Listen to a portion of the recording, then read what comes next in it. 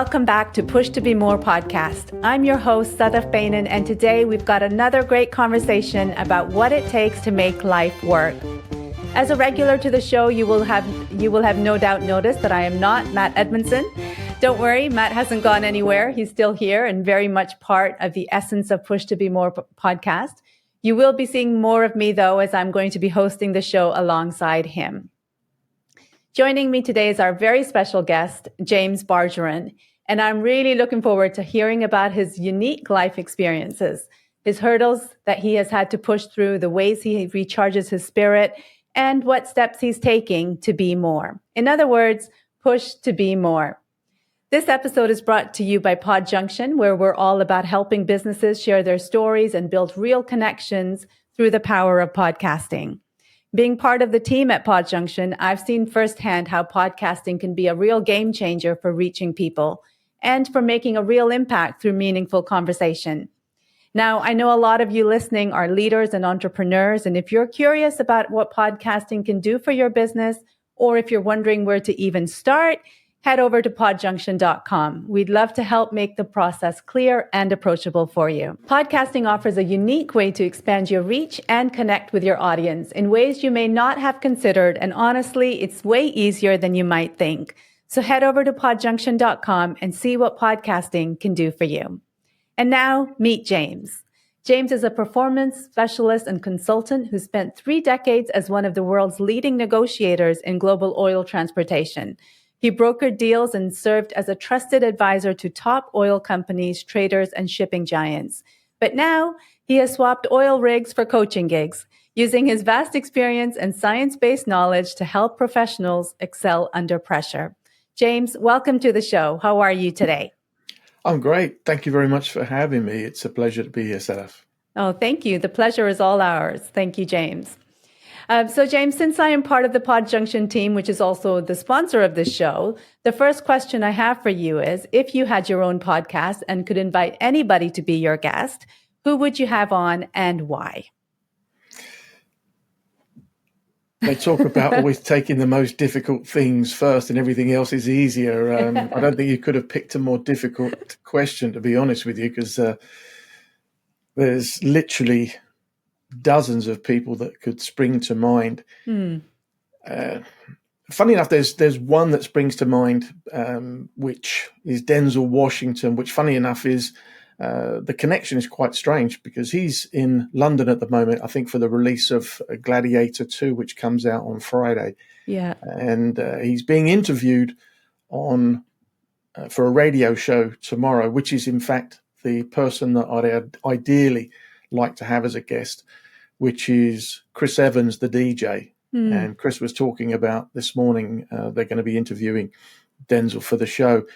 It's funny enough about the two of them. So Chris is the guy.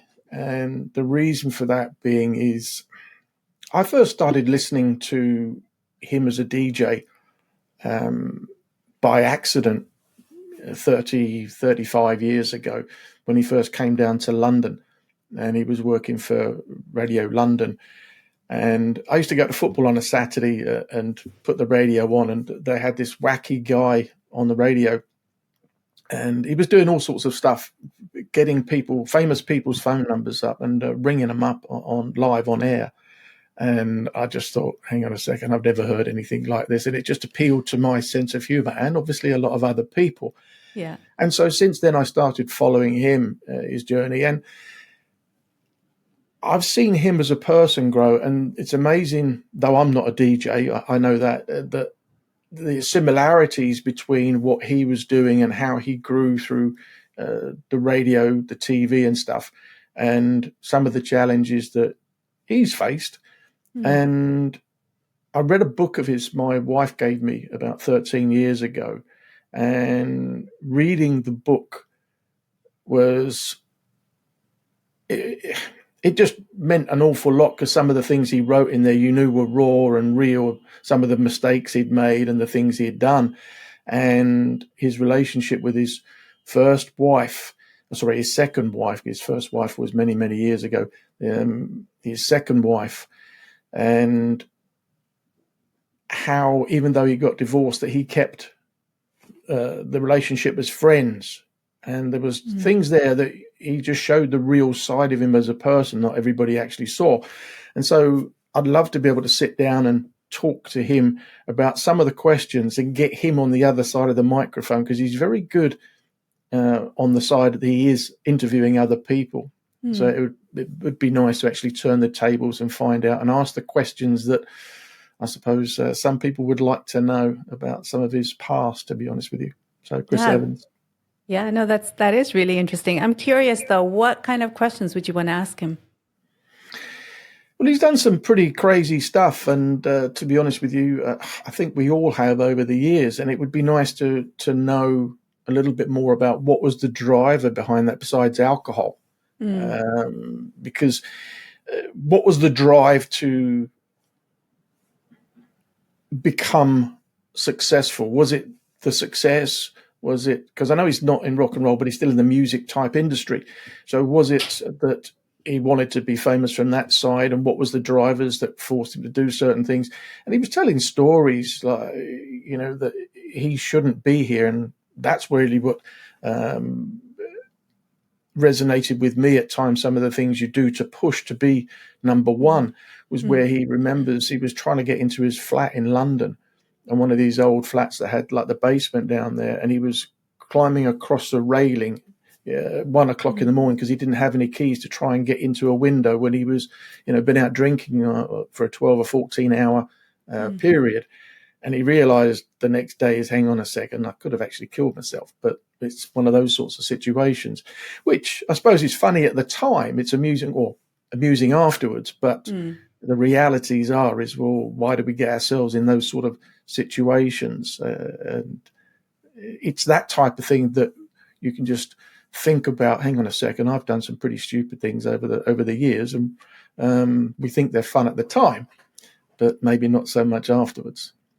Yeah, no, I hear what you're saying. And you're right, it is interesting to be able to really, in your case, talk to someone like Chris Evans and really understand what makes him tick and what is it that really went on, and to uncover some of that, because you understand why they behave the way they do a lot more, don't you? Yeah, you get an idea why some people do, but it would be nice to hear from them to actually open up to share. Sometimes they don't want to share it. Sometimes they don't always know. As I say, sometimes we have these subconscious drivers. I know I did, and you're not always aware of them. You can get so many people ask them the same question, well, why did you do that? And they just think, well, I don't actually know. I just did it. And they'll go and do it again, but they don't know why they do it and stuff. And so it's these subconscious drivers that push us to do things, which from my discovery and studying over the last 10 years or so has been that the subconscious is driving the majority of our day more than we actually are aware of. And that's why I'd like to sit down and ask those sorts of questions in a fun way, because he's a fun guy, to be honest with you. Yeah. Well, I'd like to ask you those questions too. Sure. To get and unwrap your story a bit more. So tell me, what is a defining challenge that you have faced? A bit like the first question, they're tough. Is there a defining one? I think, to be honest with you, there's more than one when we evaluate the things. As I was just talking about the subconscious things that has driven us to do certain things and to chase after certain ideals and dreams, I suppose, is the word that people use these days. But you don't always think of it as a dream. You just think of it as something you want to achieve that pushes you on. And there's been more than one challenge. I suppose the big challenge was the reality is to come to terms with growth, I suppose, is a challenge.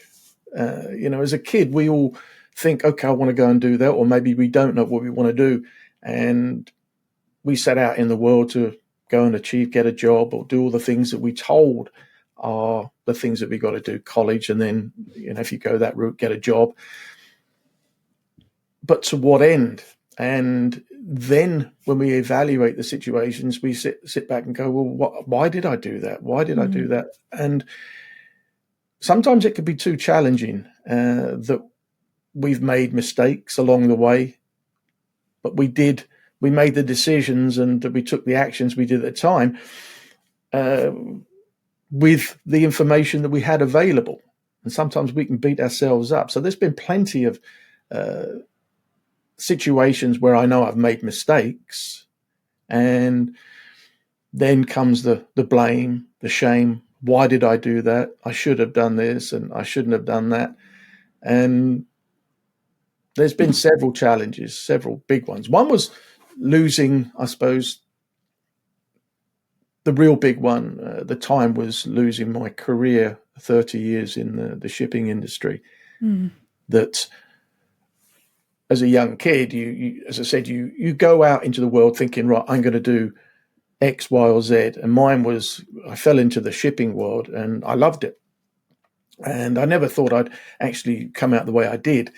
But it was cut short after 30 years. And I thought, okay, I'll go through, do what everybody else does, is work hard, make money, become successful, retire, and then go off and enjoy the rest of your life. But in reality, it doesn't always happen that way, with the pressure that's involved, the finance and everything else. So not everybody comes out unscathed.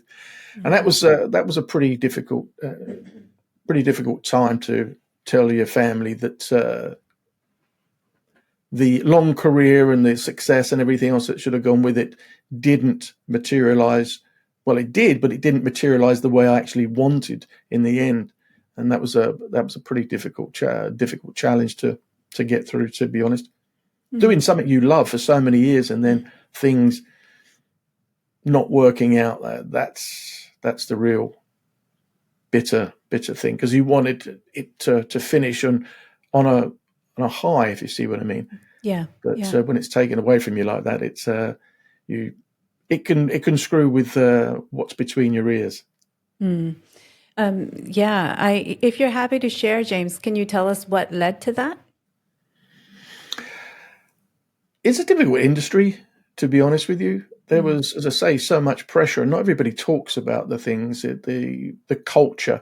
And don't get me wrong, the shipping industry is a fantastic industry.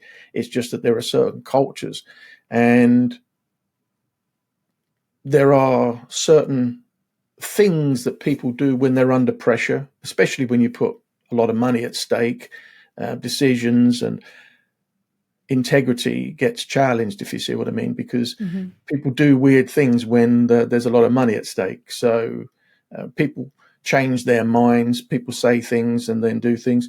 And don't get me wrong, I'm not trying to put myself out on a pedestal that I was whiter than white. I was part of the culture to be successful, i.e. to that pressure to be number one and to be ultra successful, because it was demanded, not just by your competitors, your bosses, your colleagues, but yourself, that inner drive that, as I say, our subconscious mind that, it's not a case of I want to win. It's a case of you have to win. You have to be successful. But also from your client's point of view, you've got very successful clients. They don't want to deal with people that aren't going to help them be successful. And so if you're not up there, then you're very quickly shown there's the door or rejected. Can you take us to that moment when and share what went through your mind as the reality of having to start over kind of set in for you? It wasn't an initial shock. I suppose it was a bit like if you've been in a car accident or something, is that the initial shock was, okay, what am I going to do? The thing was, I just moved my family out to the States and getting the family ensconced and my daughter in school and these sorts of things. And that's a big move for anybody to move overseas and get your family. And for it to happen the way it did was something that took time to really settle in, because then the eventualities of, okay, well, what am I going to do? I've just moved a family over. Now I've got to move a family back, or we're going to stay, and these sorts of things. If it's just you, it's not so much a problem, because, you're a big boy, or as you're told, as a young age, oh, just get on with it, deal with stuff. I've been fired before. As I say, it's a difficult industry. But it's when you have other people involved, your family, your kids, that's where the challenge is, that how you're going to do things for the best for them and them not to be affected. That was the real challenge, to be honest with you. So what did you do in that instance then? Did you move back? We did eventually, yeah. My wife and my youngest daughter came back to the UK, and me and my eldest daughter stayed out until we could get ourselves sorted out, and eventually got back to the UK. That was several months later. Not the end of the world, being separated. We'd been separated previously, as I say, when I moved out there. But it was just the way that your career comes to an end, and I suppose it is the ego, but then the ego controls an awful lot in our lives. Do you really work for something for 30 years and look to be successful? And it wasn't just a case of doing a 9 to 5. I was on call 24 hours a day, 365 days a year.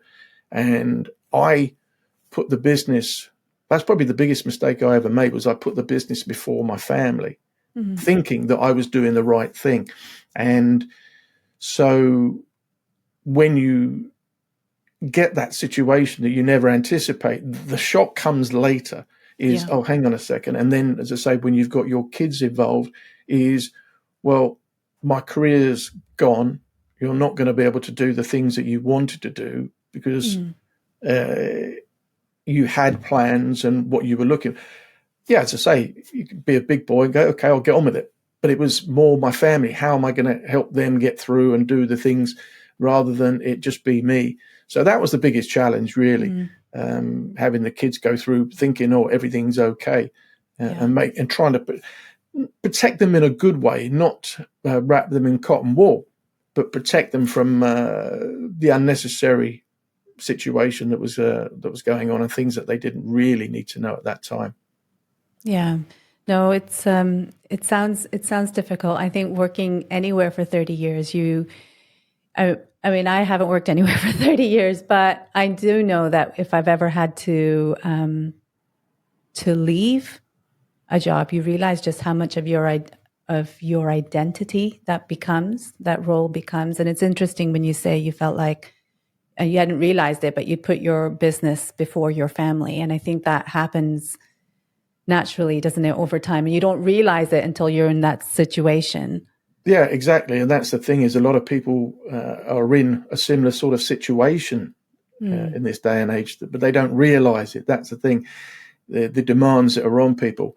There's always demands on people in business. We understand that. But to what extent? And I think there's a lot more talk now, which is good, which is hopefully what we're doing here, is to get people to realize, hang on a second, I'm doing that. Oh, when guys come in from work, or women come in from work, the high-powered jobs, they get in and you don't just switch off at 5:30, 6:30, whatever time you leave the office when you have a commute, or even if the commute is down the stairs these days. If you're in a role that's demanding and you've got a family and you're down there and your brain is still going over, my wife used to say to me, "Are you really with us?" Because my eyes would be all over the place looking around the room when we're having dinner, when I got in at 8 o'clock, 9 o'clock at night, even if the kids were up or they were in bed, it didn't make any difference. Is that sometimes there was that still disconnect because you're still attached to what you were doing during the day. That's so much of how much it had a draw and a demand on you. You were talking earlier about the culture of the company that you used to work for, the industry, perhaps is a better way to put it. Is there any connection between those kind of habits and maybe the leadership that you've observed there and this disconnect that we're talking about now? Is there any overlap between any of those things? Like, does one feed into the other? Or are they, in your mind, are they two completely separate issues? The culture is industry wide. It's just that there are certain people and companies that have chosen to balk the trend. And they're the guys that I would say are more successful, if you want to use that term. Okay. But success can be a very, very broad or a very fine definition. It just depends upon what people see as success. The idea for success for so many people was coming through that it's financial, that you're not in it just to do a 9 to 5. You know, you're in an industry that is known for high finance, and so you're in it, and that culture is to breed winners purely. If you're not there to win, then you're going to get downtrodden really quickly. And as I say, there are certain people, companies that over the years have done things differently and become successful and not bought into necessarily all of those things that make those cultures, which is to win at all costs, a lack of integrity and these sorts of things, and not caring about other people. And I've seen some terrific companies and people that have made those companies successful over the last 10, 15, 20 years that have done things, I say, differently because they haven't bought into those cultures. And they care about people, and they try and do things a little bit differently, which not everybody accepts. And that's part of the attraction, I suppose, which is, well, if you're going to do what everybody else is doing, then you're going to get the same results. And so it's great to see that others haven't. Because there's not everybody came through unscathed in the industry.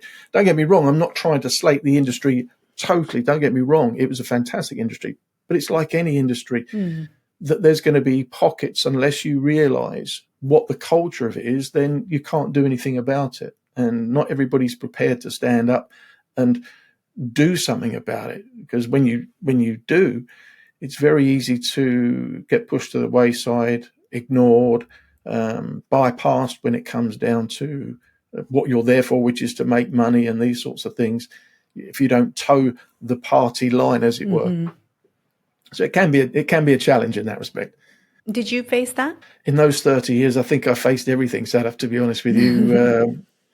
Being fired for being crazy, being fired for being polite, wow, which cost me an awful lot of money in one particular company.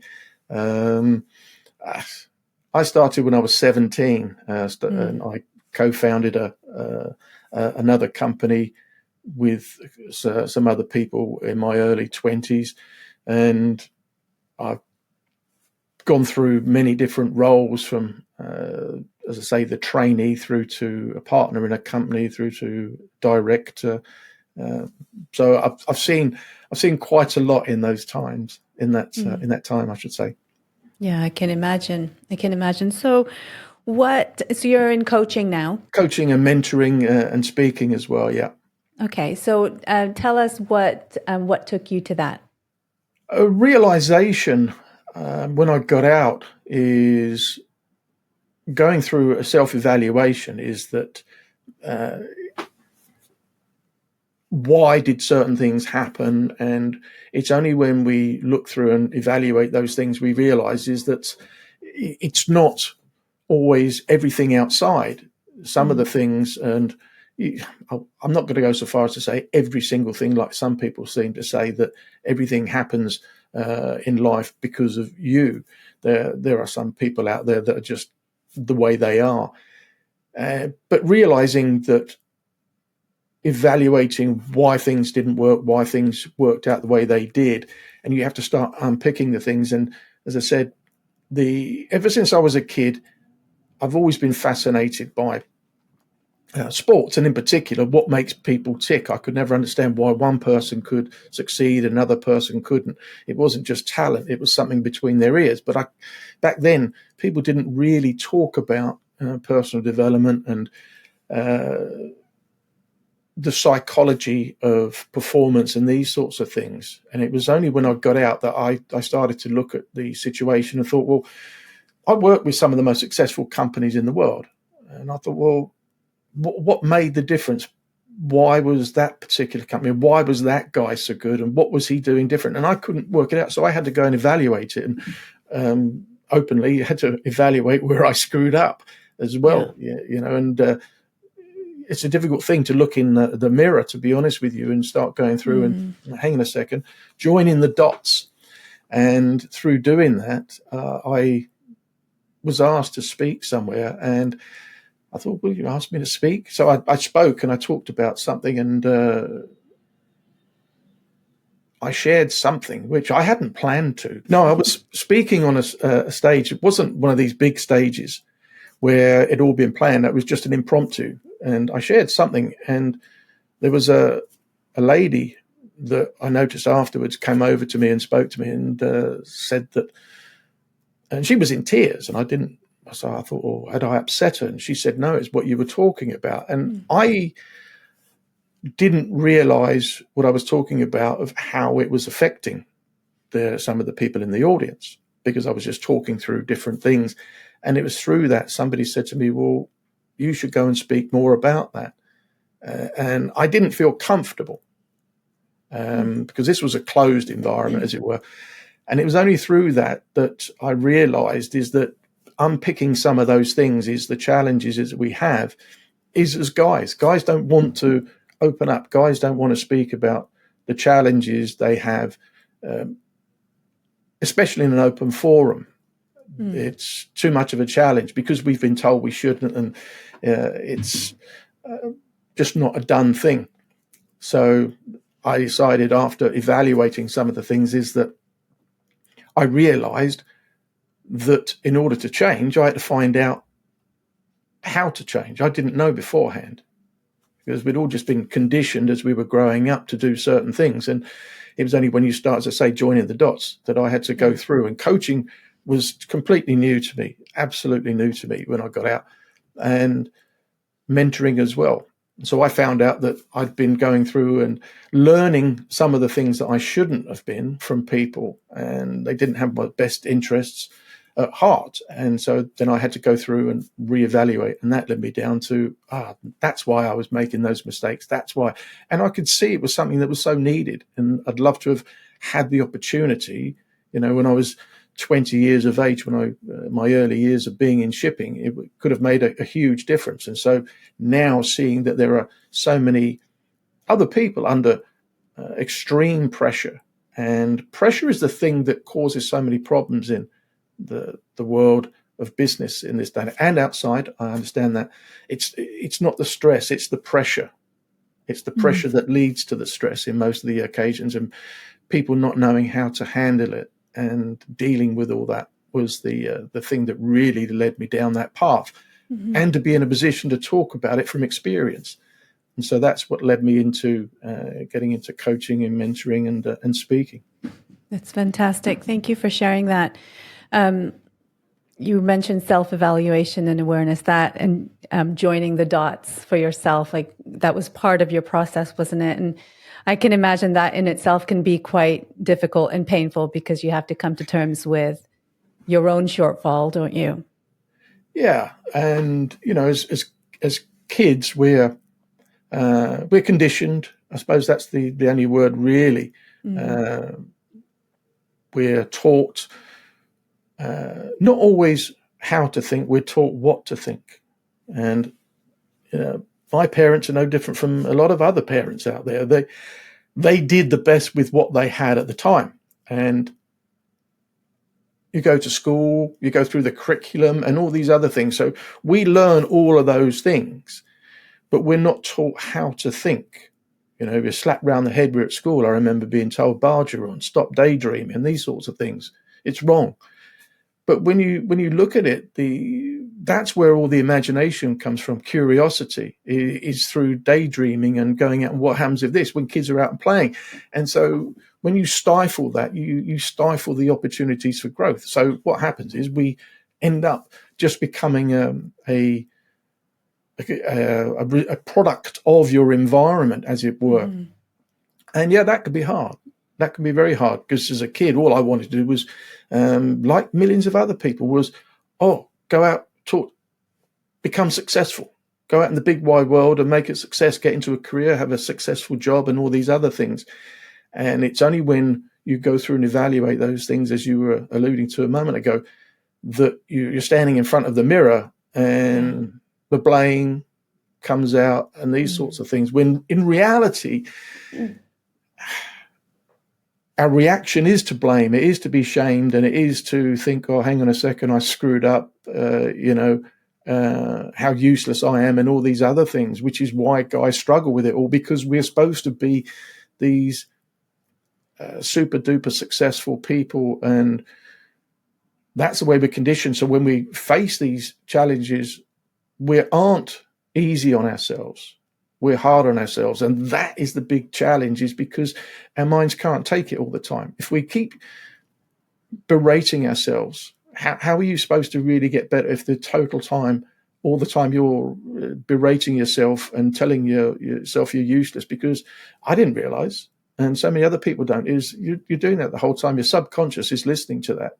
And it's only making it 10 times worse, rather than actually start working with your mind to improve things, rather than, no different than telling somebody else, how crap they are. How do you break that cycle of blame and shame to the point? Because I guess you could go two ways, right? One, you could be, you blame yourself and there's shame, and then you kind of be like, well, what's the point in trying? And you end up back in square one. But if you want growth and you want to use that challenge to actually push yourself, where does that blame shame cycle, how does that end, so that you can actually push yourself and not feel like you're stuck and not like in a stalemate kind of a situation? Does that make sense? Sure, that's a great question. And it's not an easy one, to be honest with you, which is why it is such a challenge for people, especially guys. As I've mentioned earlier, that women will get together in groups and talk about these things. Guys, not so much so. And I don't want to go down the route of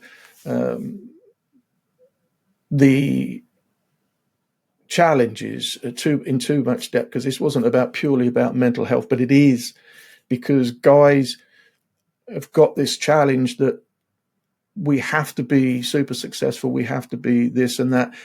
And when we realize that, hang on a second, we're just human, that it is okay to make screw ups, we have to go through a lot of things that are counterintuitive, things like forgiveness.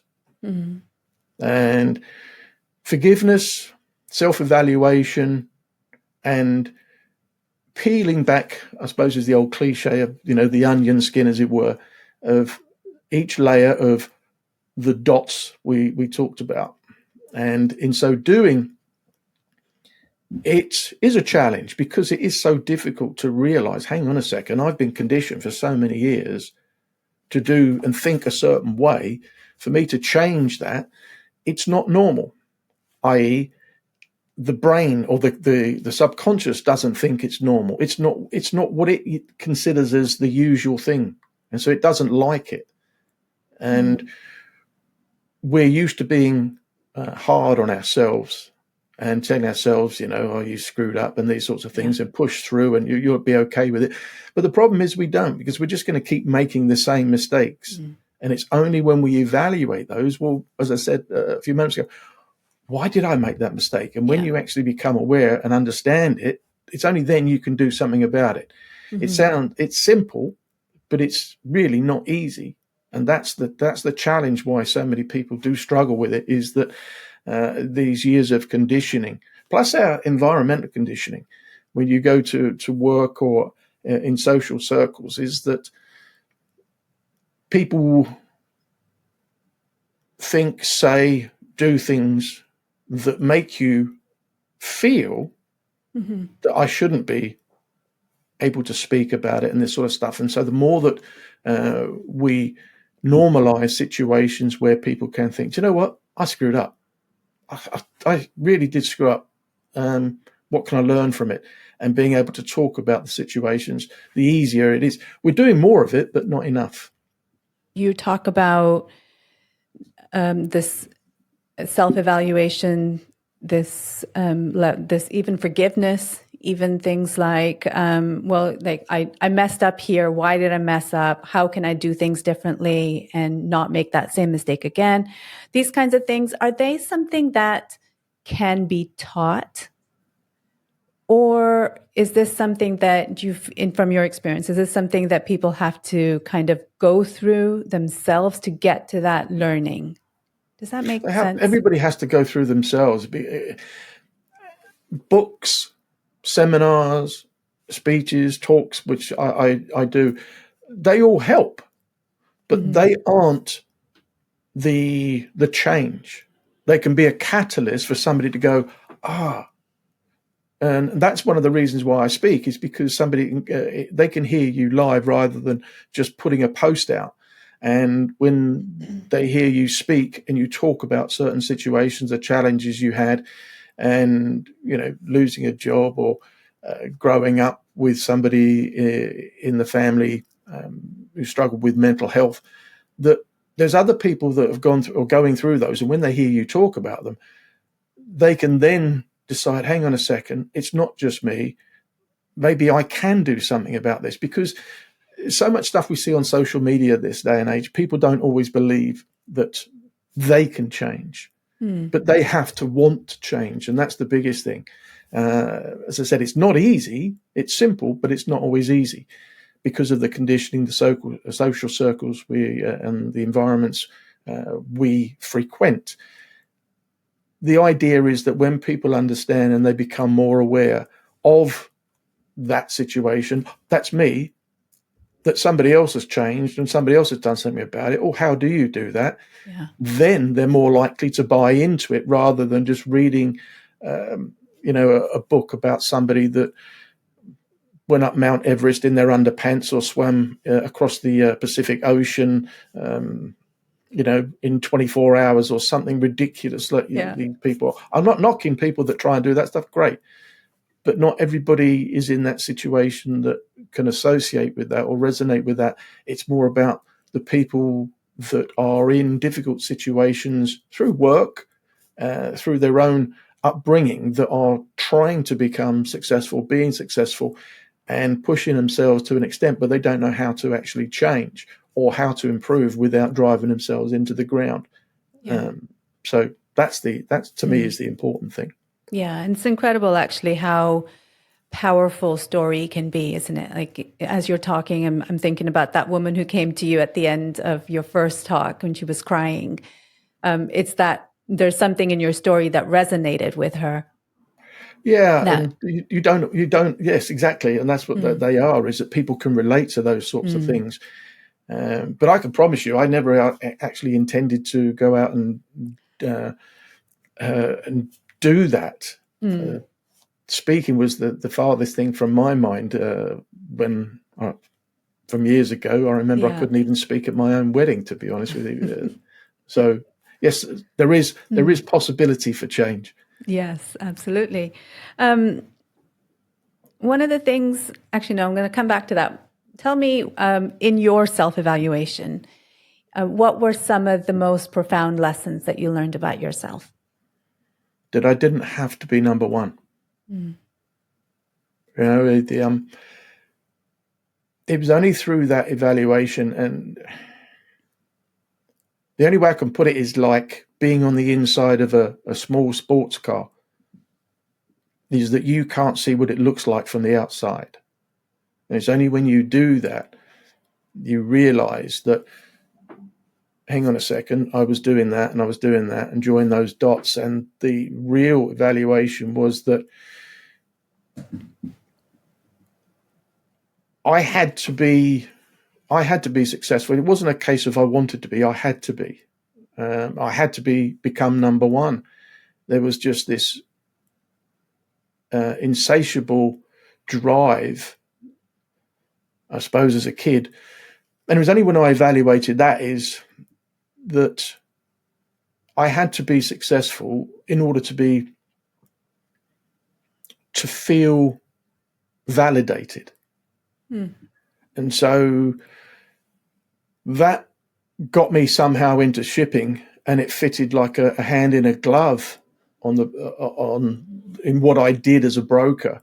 This constant drive, this incessant working to be successful, to the finance and the life that went with it and everything else. And it just seemed natural, but I could never take my foot off the pedal. And that's the way that I was always taught that you had to be successful, was you had to keep going 24 hours a day. And if you did stop, you were weak and all the rest of it. But it was only when I evaluated as I said, I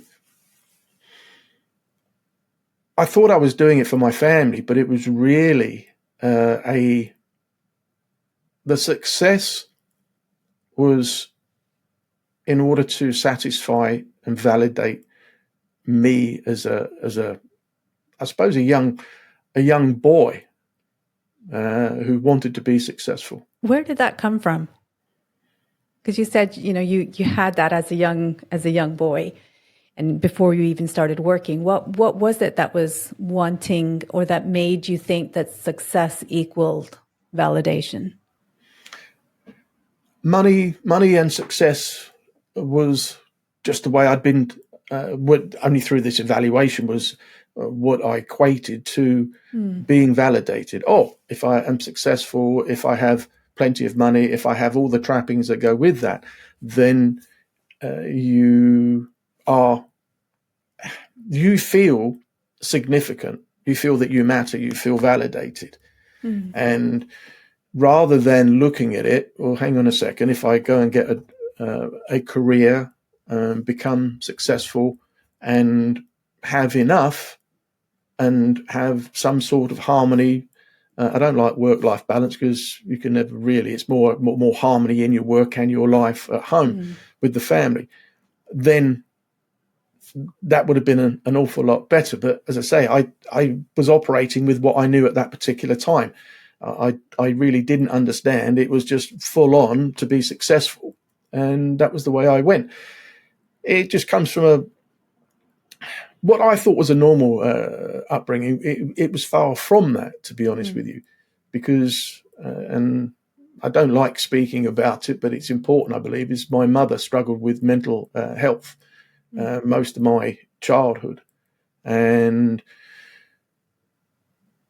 I suppose it was only when I was about in my 40s, I suddenly scratched my head one day and thought that for all intents and purposes, we grew up with a one-parent family because my mother spent so much time in hospitals through mental health that my father did as much as he could on his own. And so to us, it was normal. It was normality, but it was something we didn't really talk about, which made it even more difficult because there was a lot of blame, and there probably will be a lot of blame involved. People seeing this podcast if it gets out, or when it gets out. No, thank you for sharing that. Are you okay for me to ask a question about that, or do you? Sure. No, Yep. Okay. I'm open to anything because I'm sure there's other people out there that may want to hear or may resonate with some of the things I say, hopefully. Yeah, for sure. How did then having your mom, dealing with your mom's mental health issues, how did that shape your drive? I can't honestly say I know, except all it was to win, whether it was at football, whether it was any other sports, swimming, anything. As I say, I love sports. It was I had to win. And it wasn't just partake. There was no two ways about it. I didn't throw tantrums if we didn't win. I was just more determined that if we didn't win, that next time I wanted to be the captain of the football team or whatever to make sure that we did win, because I didn't want to walk off the football pitch ever again having lost or not won a game. And the idea at that time as a kid growing up of just partaking in sports was alien to me. And then at school as well, I went to a fairly decent school. I don't know how my dad got me through there, but anyway, I went through there. But it was demanding. It was Victorian in there. their mindset. But I enjoyed the time I was there through the sports. But again, it was a case of being on the football pitch or anything else in the sports environment was a case of having to win, not wanting to partake and win, but having to, which is a difficult thing to carry through life. This, I suppose, it's not really a positive burning desire. Really, when I look back and looked at it all, it was a negative burning desire to satiate this feeling of inadequacy, I suppose, as a kid, that I'm not good enough, that I have to do this in order to justify myself. And I'm sure there's plenty of people out there that I know I've seen from the things I've been doing over the last 10 years that are in a similar position. But the problem is that they struggle to come to terms with it. Yeah. What advice would you give that person? Is to talk to people. Talk to people that know more than you do and have been down that route and can point you in a direction. And I'll make this very clear. Nobody needs to be fixed. You know, this is a big problem that people go around thinking, oh, there's something wrong with me. No, we're not. All we're doing is reevaluating the things that we have actually taken on board as truths when they're not truth.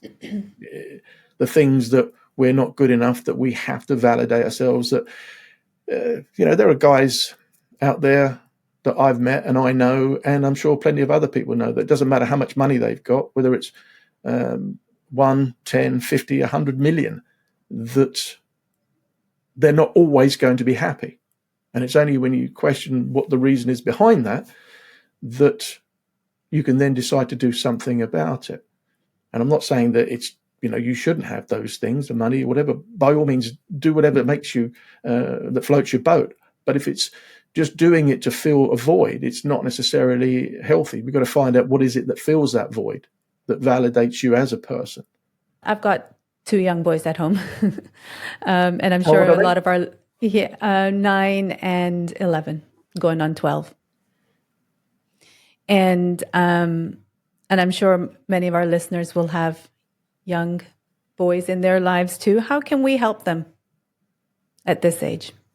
At that age, the 2 things. It's not easy. A is to really love and support them, which we all think we do. But sometimes we can love them in the wrong way, which is by doing too much for them. And I've always said that the most difficult job in the world is being a mother, because I've seen what my wife has done over the last 3 decades. But also the second one is that being a dad, because we're not given instruction manuals. And so we end up making mistakes. I know I have, and we pass those mistakes on down to our kids. And the real thing for me is to find out how we can love our kids, but do it in a way that doesn't make them too hard-nosed. We need a bit of resilience, but we don't want to have the kids that go beyond resilience and then start becoming bitter and hardened. By that, I mean having kids that really do feel that they can be themselves. They're not scared to speak what they feel, the truth, to share their feelings, their emotions, have empathy, and realize is that go out and do what you really want to do to the best of your ability. But you don't have to always succeed just to justify your place in the world and that you do matter anyway. I think that's far more important if you get kids that are raised and they're in loving environments rather than these environments that they have to do things in order to feel that they've achieved and they matter. It's more detrimental to everybody concerned. And it's not a wimp's way out. Trust me. It's it makes the kids far more rounded and better people. Yeah, I'm sure. And yeah, I totally understand and agree with what you're saying. Parenting them in a way that they do come out more well-rounded is a gift to them.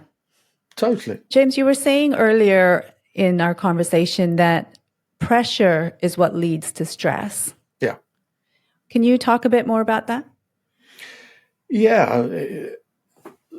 Pressure, which is basically interference that and conditioning, rather than just going out and say you want to achieve something, is, for me, that pressure was to always be number one. It didn't matter what happened, because once you get to a certain level of success, whether it was in business or on the football field, is that, well, what's next? What's next? There was never any satisfaction, if you see what I mean, because of this drive. And that's the type of pressure I'm talking about. It's unhealthy pressure. We all have deadlines. We all have things, targets we want to reach in life. It doesn't matter whether it's business, personal, relationship-wise, or things like that.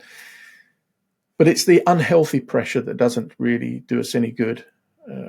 Constant pressure, because if we don't have any respite, then we just end up killing ourselves. If you look at the data and the information that's available now, that all ill health, mental health, it all comes down to some form of stress. And I don't mean that's stress Coronation Street's only on once this week or something like that. I'm talking about the constant stress that we put our bodies under through what we eat, the mental health that we're under, the pressure, the stress related to working longer hours in toxic environments with toxic people, unnecessary deadlines, communication, and all sorts of other things. That no wonder we aren't really enjoying the life that we should. Up to the people say we're living to 80, 85 longer now, but we're not living longer, healthier lives. We're living, we're just being alive.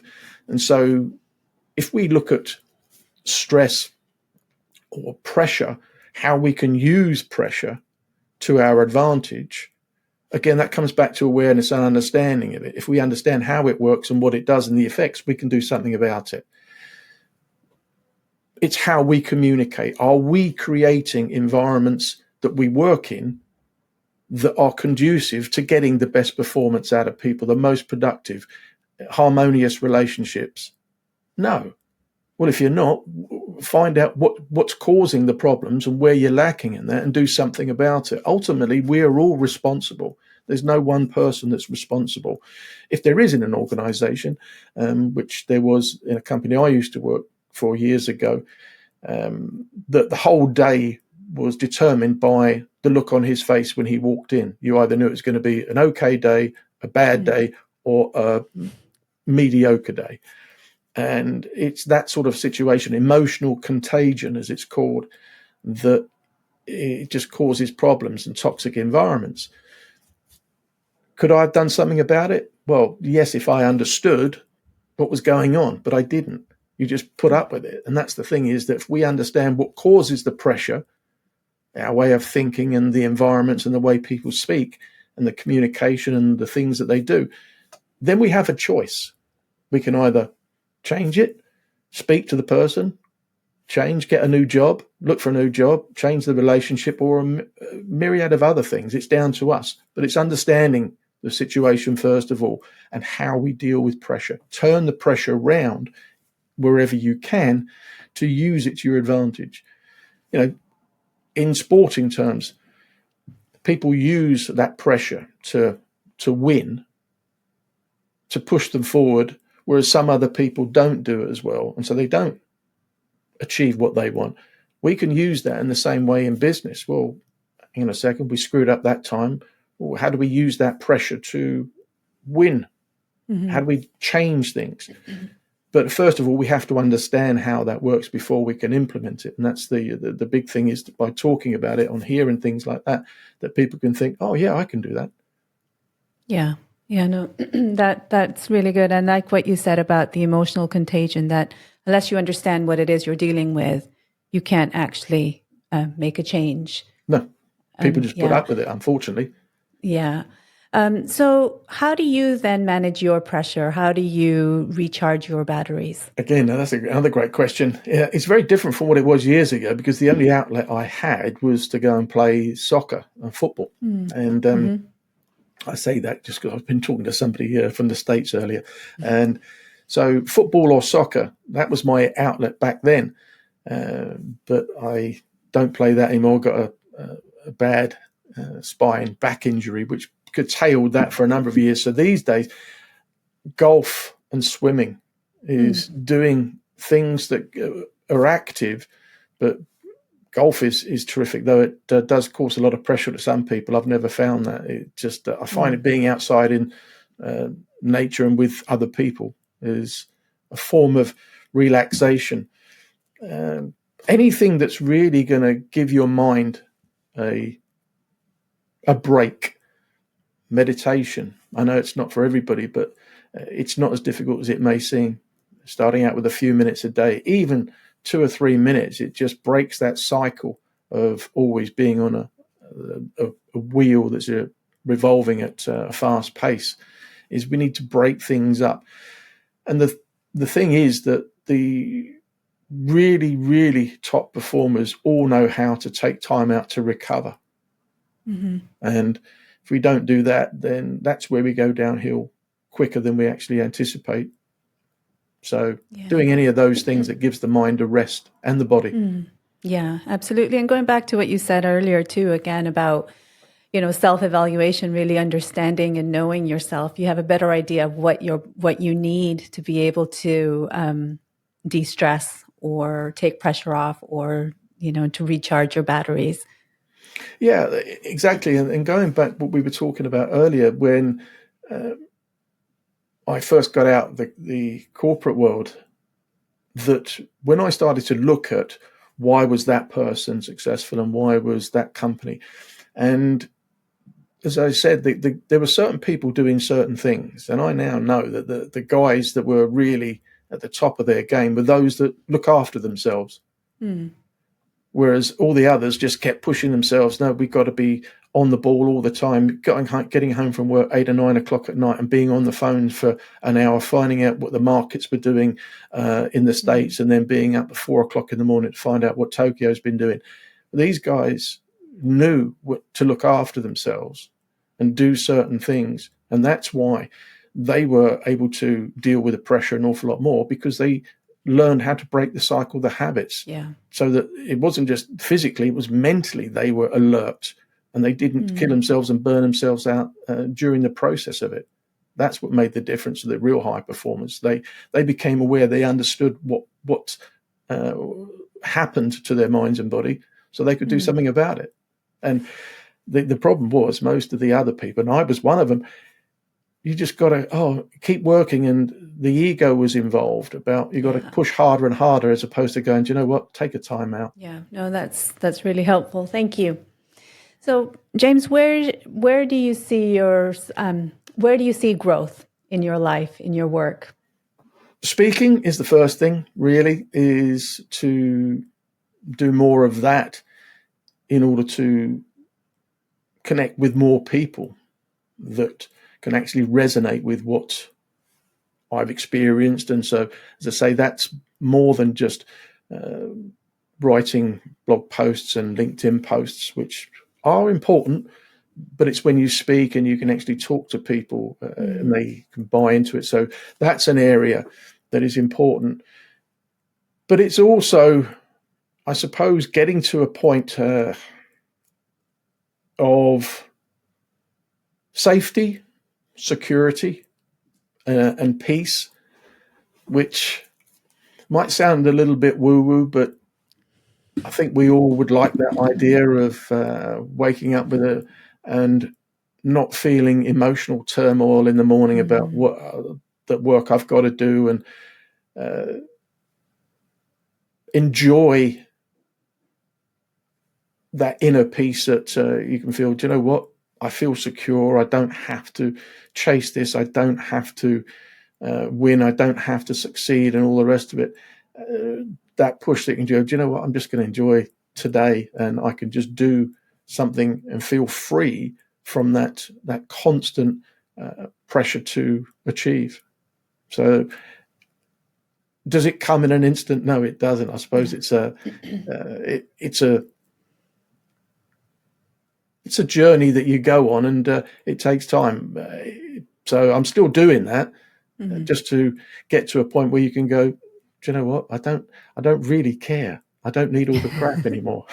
Yeah. And I mean, like we we're always rubbing shoulders with people, and people fail, and we fail each other, and we don't always get things right. So I guess there's a level of having to adapt to that, as you say, like getting to the point where, like, actually, I don't care about that. I'm not going to get hung up on that. I'm going to stay the course. Absolutely. And I think that's a big point, is getting to a point where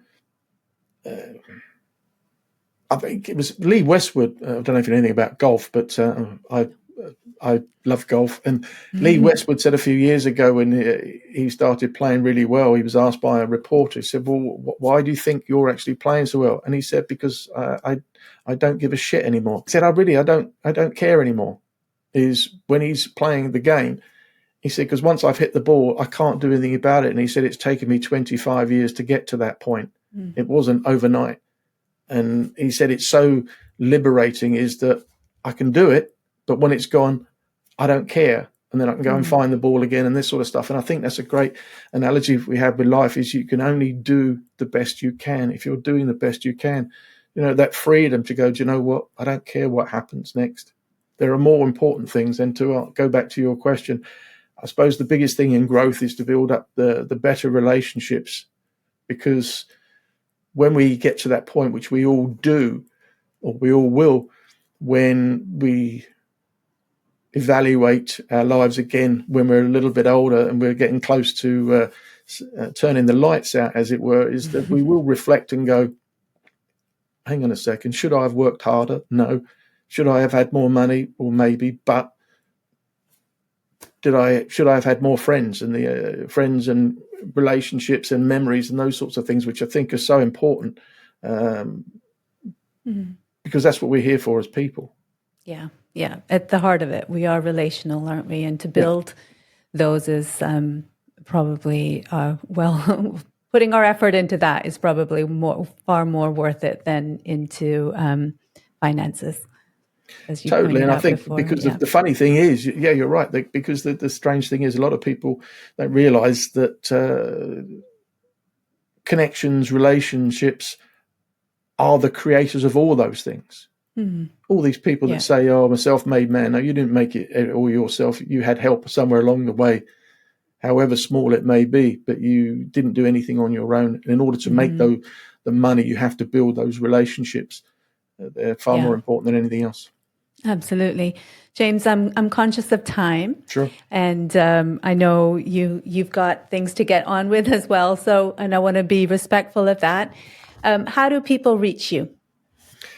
They can find me on LinkedIn, my name, which is at the bottom of the screen, James Bargeron, or they can look on my website, which is my name, jamesbargeron.com, if you want to know a little bit more about me that you haven't found on here, or if you want to get in contact, I can help or speak or do anything, by all means. I'd love to connect. Fantastic. Yes, absolutely. Reach out to James. We will link to his info in the show notes, which you can get for free, along with the transcript at pushtobemore.com. Great. Thanks very much for having me. Oh, no, James, honestly, it's been our pleasure. Thank you. Well, that's a wrap on another great conversation. A massive thanks to James for joining us and for sharing a part of his inspiring journey with us.